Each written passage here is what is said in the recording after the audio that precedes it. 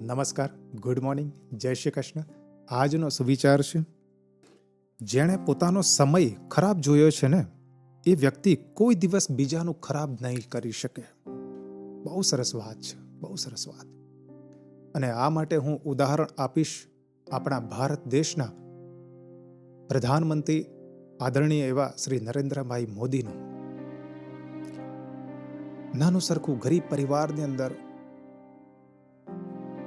જન્મ લેનાર મોદી સાહેબ ગરીબાઈને વેઠી છે, માણી છે, અને ત્યારબાદ દેશના પ્રધાનમંત્રી બન્યા છે. અને આજે એ જે પણ પરિસ્થિતિમાંથી પાસ થયા છે એ હજુ એ ભૂલ્યા નથી અને દેશની નિસ્વાર્થ ભાવે સેવા કરી રહ્યા છે. એવા નરેન્દ્રભાઈ મોદીના ચરણોમાં આજના આ શુભ દિવસ નિમિત્તે સત કોટી વંદન, પ્રણામ અને નમસ્કાર કરો.